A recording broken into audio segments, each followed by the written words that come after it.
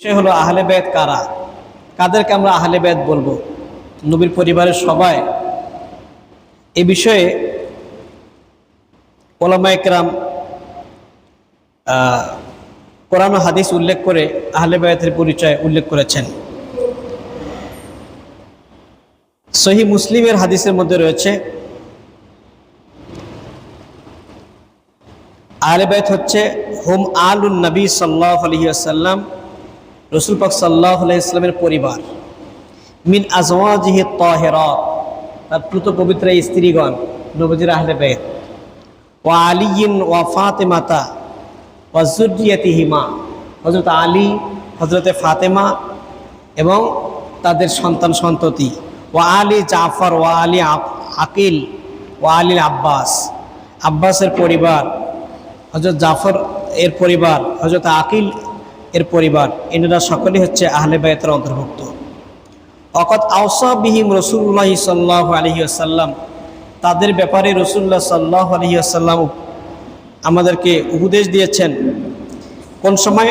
ফি মারাদি মাওতিহি, নবীজির ইন্তেকালের আগে আগে, যখন নবীজির ইন্তেকালের পুরো মুহূর্ত চলে আসে, সেই সময় রাসূলুল্লাহ সাল্লাল্লাহু আলাইহি ওয়াসাল্লাম সাহাবীদের মাঝে বলেছিলেন, উযাক্কিরুকুমুল্লাহ ফি আহলি বাইতি, উযাক্কিরুকুমুল্লাহ ফি আহলি বাইতি, আমার আহলে বাইতের ব্যাপারে আমি তোমাদেরকে স্মরণ করে দিচ্ছি। আহলে বাইতের ব্যাপারে সাবধান থাকো, তাদের মহব্বতের বিষয়ে তোমরা ভুল করিও না। সুবহানাল্লাহ। সহিহ মুসলিমের হাদিসের মধ্যে এই বর্ণনাগুলো রয়েছে। সম্মানিত হাজিরিন, কাজেই আবার এই আহলে বাইতের ভালোবাসাকে কেন্দ্র করে একদল হয়ে গেছে একবারে শিয়া হয়ে গেছে, আকীদা ভ্রষ্ট হয়ে গেছে। হ্যাঁ, শিয়া মানে রাফিজি সম্প্রদায়।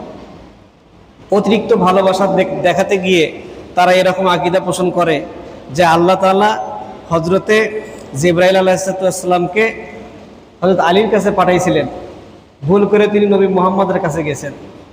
এই আকীদা যদি কেউ পোষণ করে তার ঈমান থাকবে? ঈমান থাকবে না। এবং তারা সাহাবীদেরকে কটাক্ষ করে।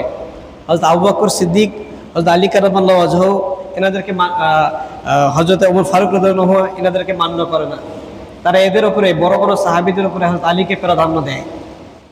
কাজেই এরা শিয়া, এটা পথভ্রষ্ট জাতি। তবে এদের মধ্যে ভাগ আছে। এক প্রকার শিয়া হচ্ছে আপনার ফাসেক, আর এক প্রকার শিয়া হচ্ছে কাফের। যারা বলবে জিবরাইল ফেরেশতা মুহাম্মদকে বাদ দিয়ে আলী রাদিয়াল্লাহু কাছে ভুল করে গিয়েছে, এরা কাফের। সম্মানিত হাজিরিন,